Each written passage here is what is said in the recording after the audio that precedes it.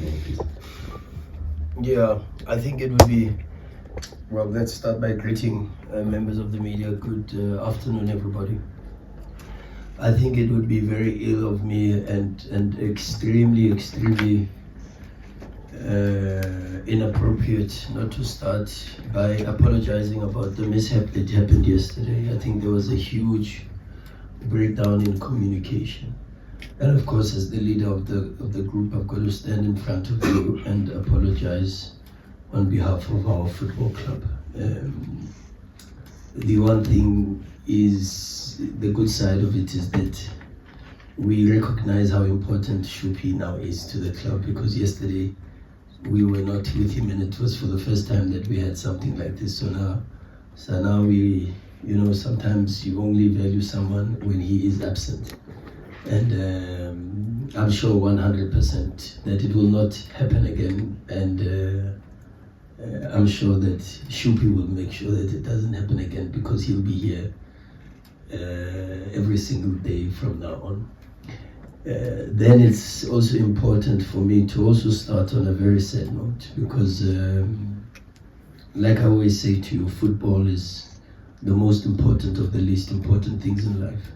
And as a football club, we've lost one of our most loyal, dedicated and hardworking members.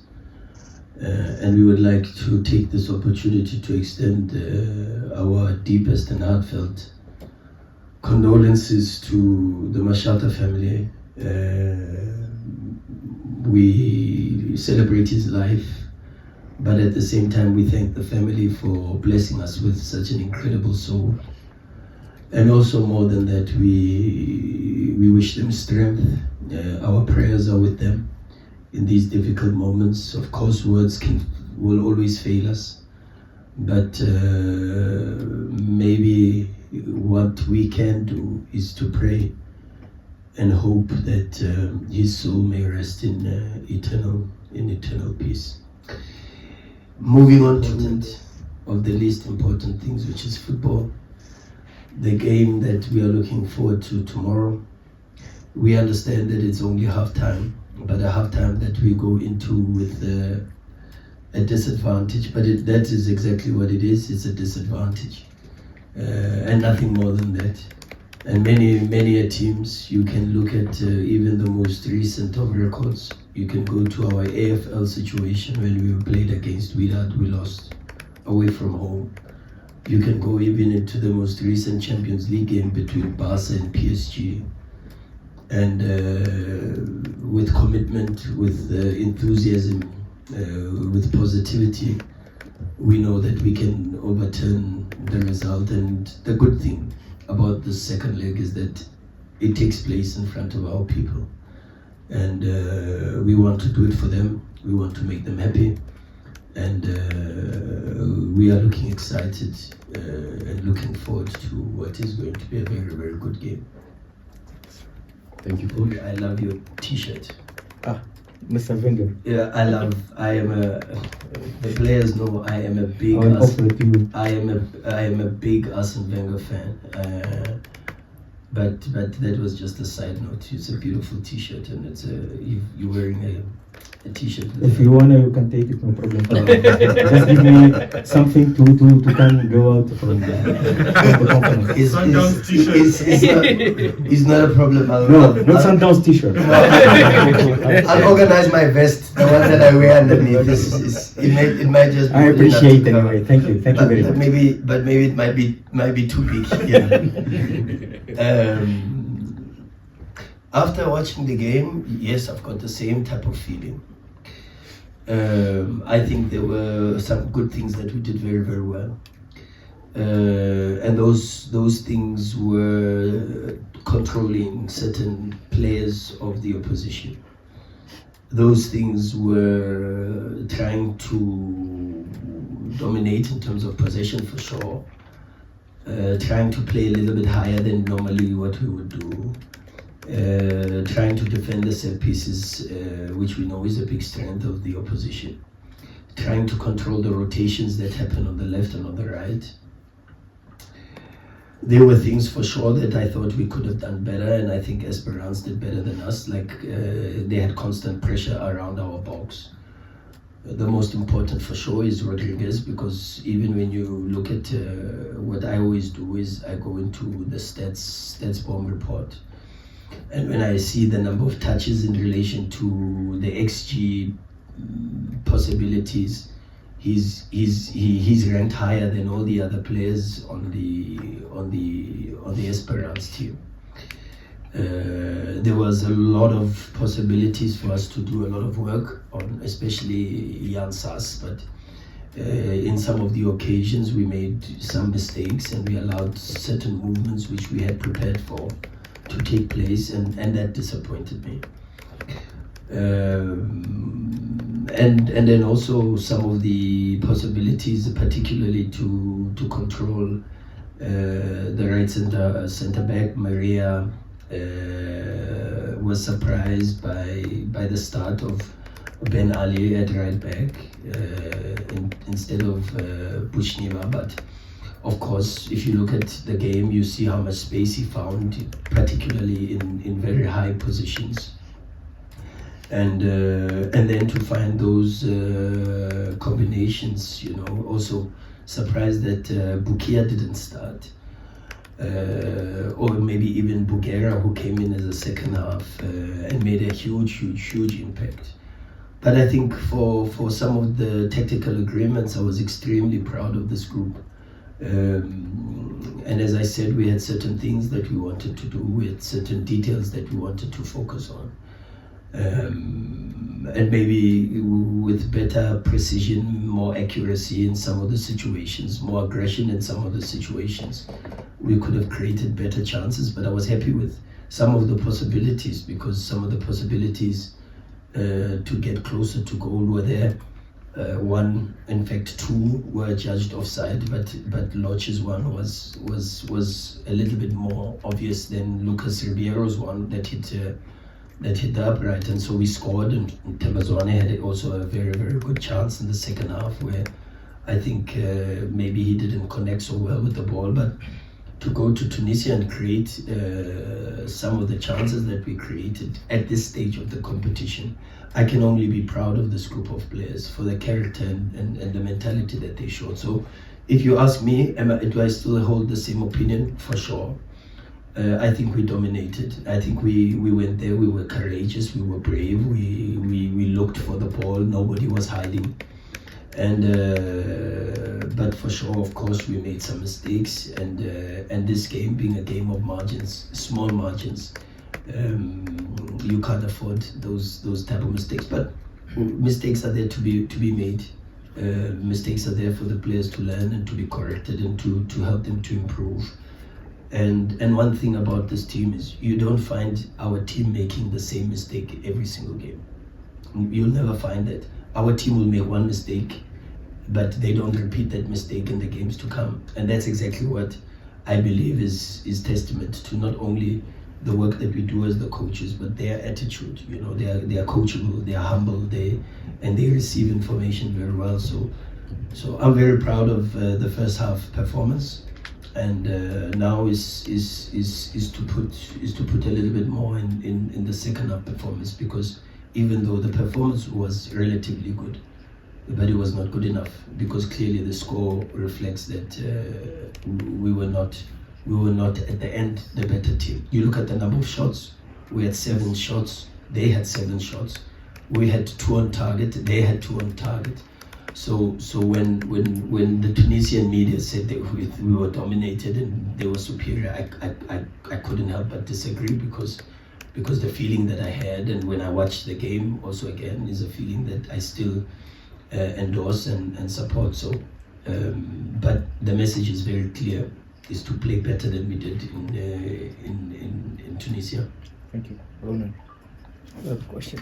Yeah, obviously, I hope we can wrap the game up in 90 minutes. That's the plan. That's what we've been preparing for. I don't want to go to penalties again. I mean, it brings so much stress to the technical team, to the coach, to the players as well. You know, there's no pressure on goalkeepers. We just enjoy it. But in saying that, if we do go to penalties, we're confident as a team. you know, because we won the last two. So the confidence is high in myself, in the kickers, because the kickers were amazing as well. You know, it's not easy, you know, at this stage of the competition. So, yeah, hopefully we can wrap it up in 90 minutes. And the goalkeeper on the other side, did you see?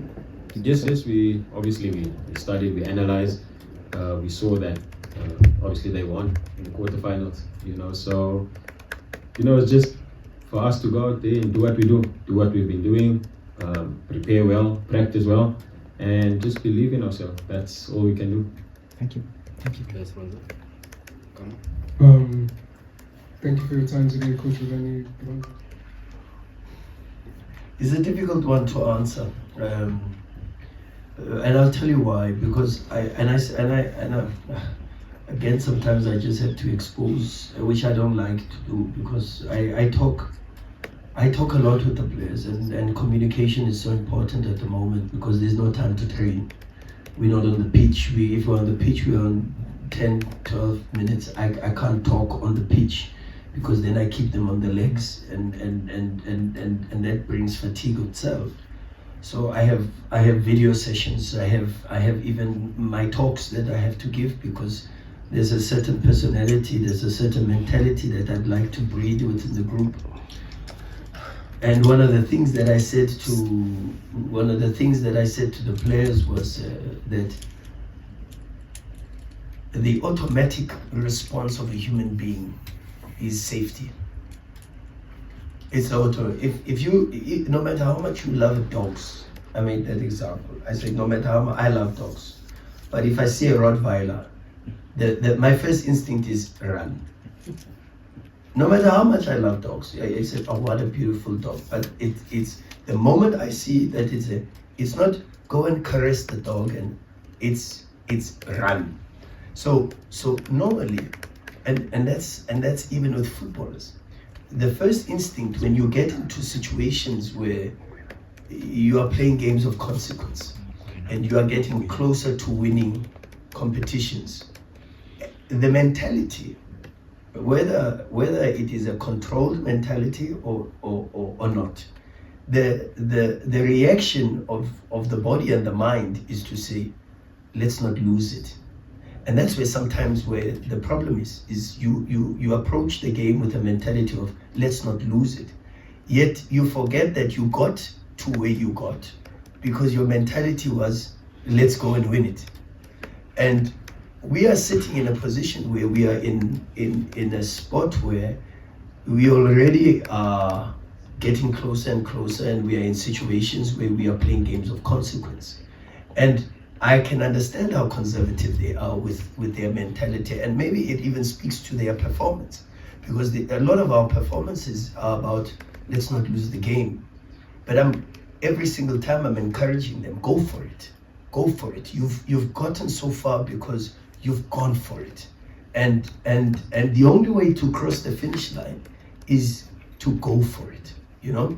And that really is my approach going into these next few games is, guys, take the handbrake down, play with very little fear. If you lose, okay, because football is about win, lose or draw. Now if we are afraid to lose, what are we saying to people who have lost their lives? What are we saying to the people who now you've got a family member who's passed on? And what am I saying to the people that are bereaved? Is that now, it's the end of the world? No. We lose cars, we lose dogs, we lose pets, we lose friends.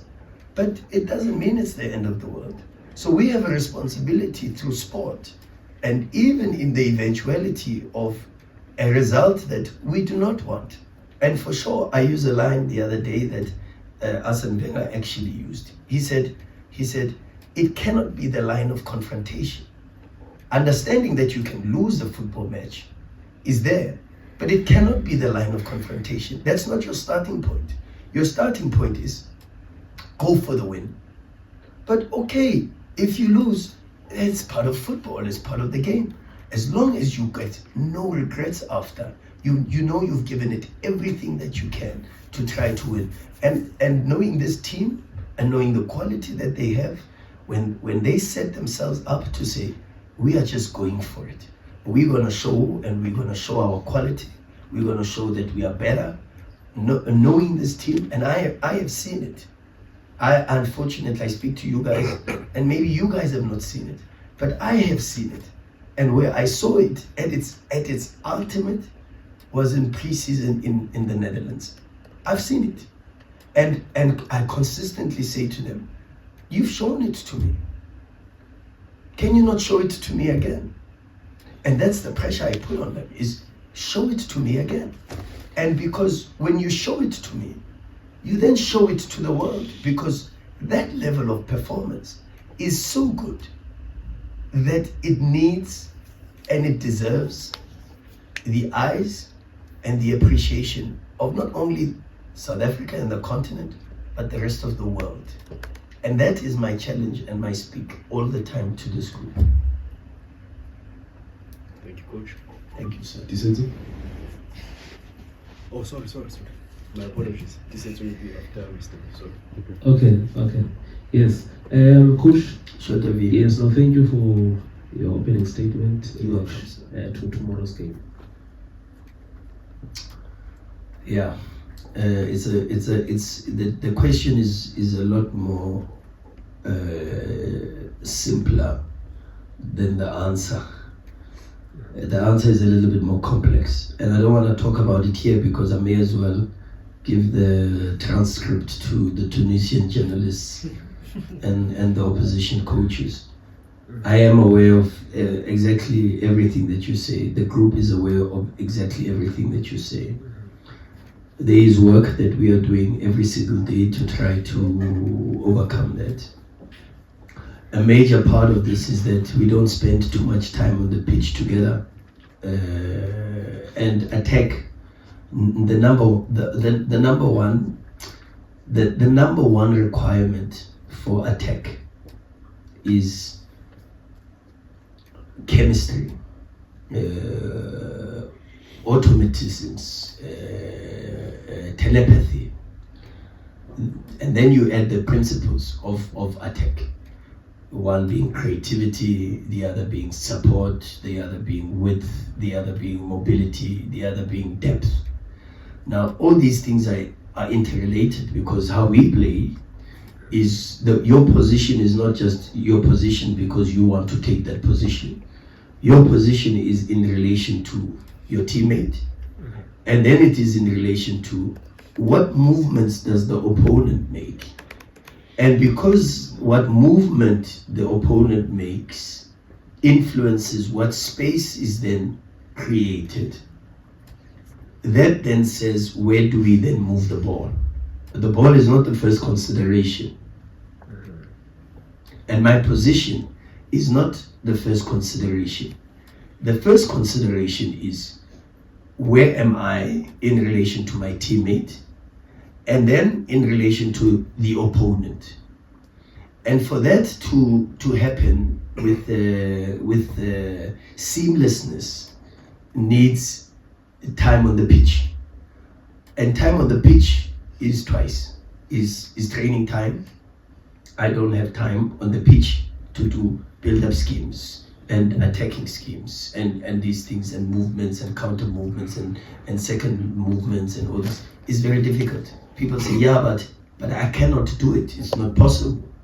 And then time on the pitch also means it's players that have to be on the pitch. Now let's take Tebogo Mokwena for an example. Tebogo Mokwena has already played 43, 44 games already this season. Now at any point, that muscular pain that he experienced against Morocco Swallows was going to come it was just around the corner. It could have been a training. It could have been in the next game or the game after, but it's because of the load. Now, if I am not conscious of that, and I think, how many games has Ronan played? How many games is that? And I don't, like the last game, if it's easy for me to say, Ronan is chasing a clean sheet record for the second time in a row. He needs the games to be able to catch up and break his own record. But that now becomes a secondary. It's Lucas Ribeiro. He's chasing the top goal scorer award. The less minutes he gets in league games is the less chances he has on scoring goals and winning that award.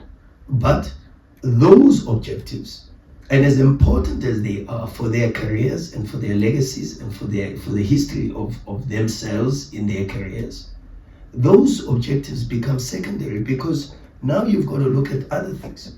And the other things are, how do you maintain the freshness of the players? And the only way to do that is less time on the pitch, more video, more recovery, more massages, more water, more rest. This is the only way I know. And that, of course, is going to influence, unfortunately, the progress at which we are improving as a team, particularly offensively. Because as a team, defensively, we're probably one of the best on the continent. And the numbers speak for themselves. But that's also got to do because of general organization that you can easily work on without spending a lot of time on the pitch. It's about discipline, it's about organization, it's about that. But there's a little bit more detail in your offensive schemes. And that I don't want to give too much information on. Where are we lacking? What are we doing? One of the biggest things was just to answer your question. That is exactly the feeling that I have too. Thank you, Coach. Much into that because my focus is on winning tomorrow's game, and that's the most important. And like you said, I was so happy you started there. You said one of the ways is winning the Champions League, and that's the way we want to qualify for the Club World Cup. And I think if we focus only on that, we know there's other permutations. Well, for sure there are. And fortunately, we worked very, very hard to get ourselves there. So sometimes people say, why did they win that game, But that game is the one that gave us an extra 3 points, for an example. And that's the one that put us in a situation where we could still possibly qualify without winning the Champions League as the highest ranked team on the continent. But it's because of those small wins that we had when people thought, but why are they not rotating against Bumamuro? It's because when you win against Bumamuro, there's points there. Why are they, they've already qualified in the last game against TP Mazembe. Why are they playing their strongest game and playing to win? It's because that win also gives you 3 points to be able to finish on top of the group, and then it adds to the number of points that you get for your rankings. So those small things that we pay attention to may not necessarily be visible to the eyes, but for me the focus, which is our focus, is we have to play tomorrow's game to win, and to win the Champions League so that we can qualify for the Club World Cup, because that's a goal that we want to also achieve, and it is an experience that we all want to be part of. Thank you, Coach. Coach, a question for Africa Fortunated. Yeah. Your captain Mokwena was absent in Rades. Tomorrow it will be ready for the match. The captain is Tembazwana. Hmm? Tembazwana is the captain. Oh, sorry. For Mokwena. Number 4. Yeah, Mokwena is not the captain. Mokwena is the vice captain. I think that's. Yeah. Is Will ready for the match for tomorrow? We'll have to see. Thank you. Pushes us so much, he supports us, he loves us so much, and we just want to give him what his heart desires as well, because he's under so much pressure from a lot of different people, and we just want to make him happy as best as we know how, and that's football, playing the football that he wants us to play, be the human beings he wants us to be when we're around the team. And like I said, he's someone who looks to better someone else, better the other players, better all the players in the team. But us as players, we want to help him reach his goals as well, because he's got goals as well that he's set down. He wants to,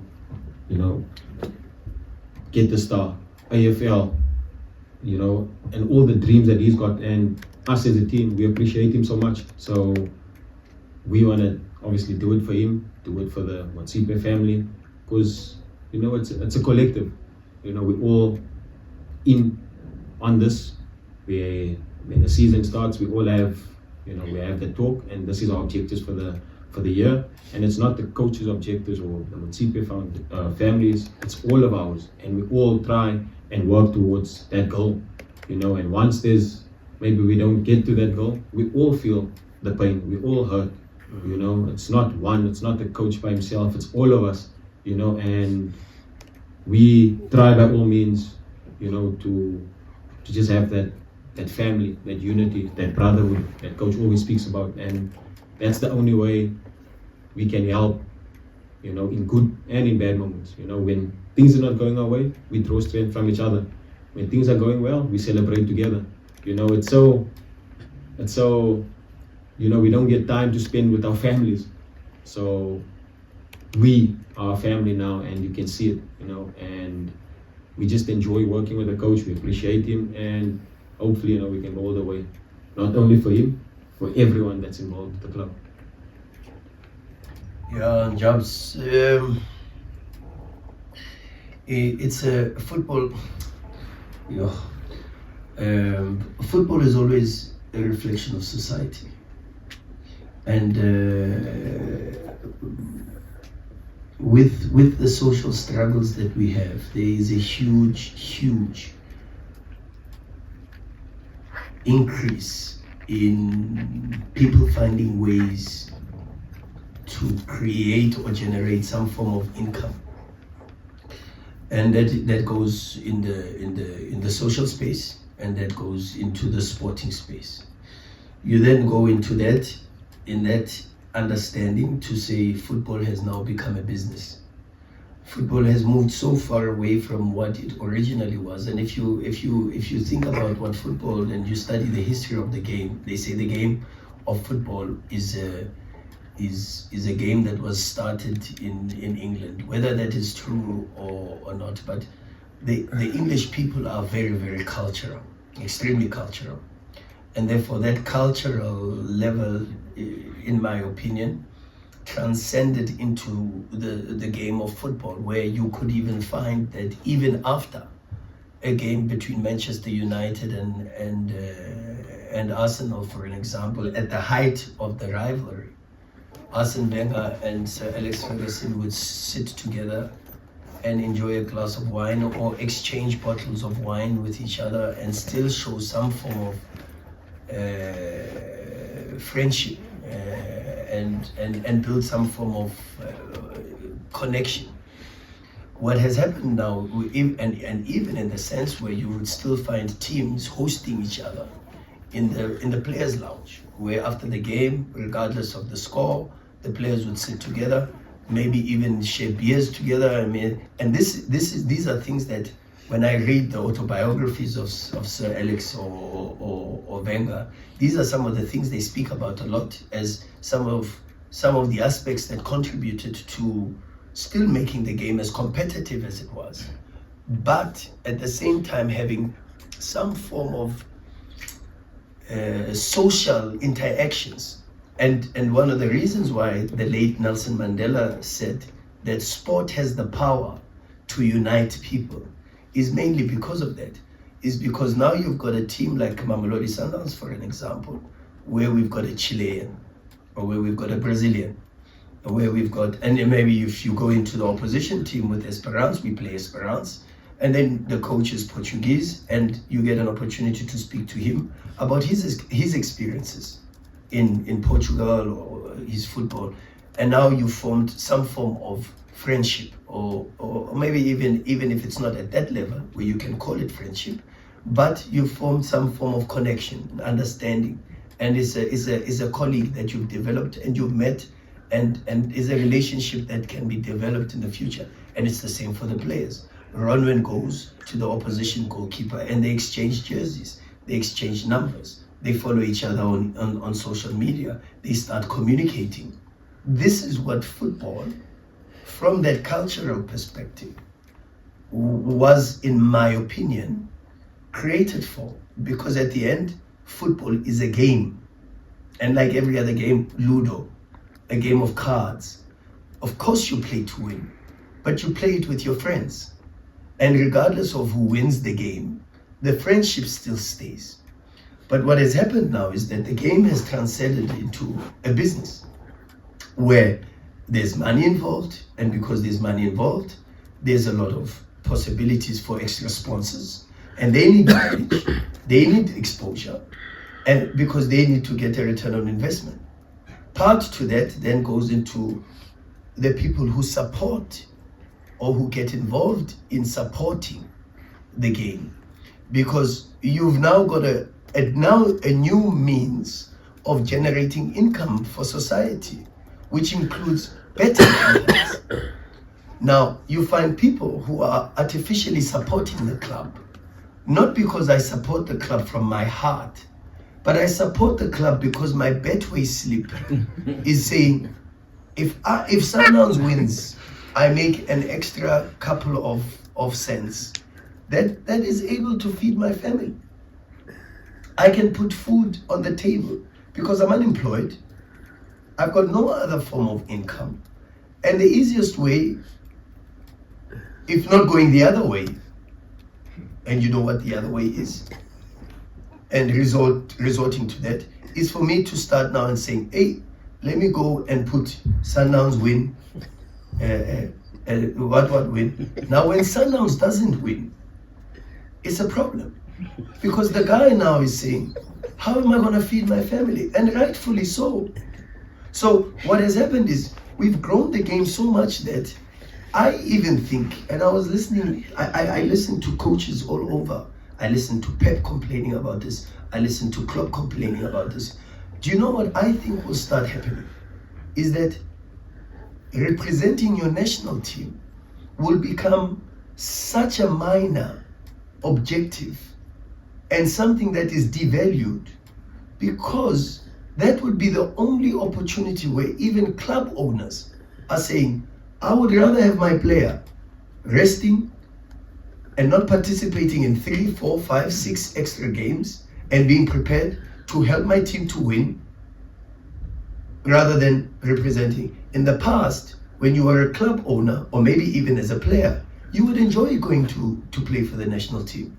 But all of a sudden, if you look at the trend, releasing players for the national team now for club coaches has become a big topic, where even players go to the national team and then all of a sudden they say the guy is injured. And maybe the injury might not be as severe as and worthy of being pulled out of the national team. But it's how the coaches are going about dealing with this thing. And then more sponsors are coming in, more money is being put in, and where they see a gap, this week there's only one game for this team, let's put in a competition. We just go to England now, all of a sudden. At the end of the season finishes. You know that there's a tournament now that's arranged. Instead of the players going on an off-season break, there's a tournament arranged, I think, for Newcastle and Tottenham Hotspurs. When do the players get to rest? Now, that for me is where I go, that direction. Is I don't go in the business direction. I don't go in the direction of the game and what it means for the people. I go in the direction of the health. Because it means to me is, when is Ronwen resting? When is his body getting time to say, let me repair myself? Is difficult. And then on top of that is the mental health of the players. Is now you start to get exposed to cyberbullying, because now you've got people who are attacking Ronwen, who is doing the best that he can, but they're attacking Ronwen not necessarily because of his performance and because of the mistake, but because of the result that cost him an extra couple of rands on the Betway slip. So now you see where we go. We're going into a space where there is an increased demand, not only from a physical and a physiological aspect, but there's an increased demand now even on the mental health of the people participating in the game. And that is where you probably start losing the ethos of what the game is about, because the game is about creating great memories, making friends, and bringing people together. At the moment, the way the game is going, and this is global, it's not just South Africa, this is global, and it's the same case. This season I've had no time to train. I can't train the team. I complain to them all the time. I want you on the pitch, I want to help you, I want to work on certain things. I don't have time to do that because it's the most abnormal season I've ever seen as a coach. It's the hardest season for myself. And then when we don't play well, I'm the hardest person. They see it. I come. I'm distraught. And it's not even good for my mental health. So if I can't have the right level of motivation, the right levels of energy, because I'm human too, how can I drive and give that motivation and that energy to my players? It becomes very, very difficult. So my thing is, to answer your question, to be honest, I don't know what direction it's going to take, because people want more and more football, but the reality of that is the more football, the more fatigue, the lesser the quality, because you can't expect players to play at the highest level under incredible amounts of fatigue, and that is a scientific fact. And if you want me to go there, I can go into a biology session from start to, but I don't want to go there. So let me leave it at that. Coach, thank you very much.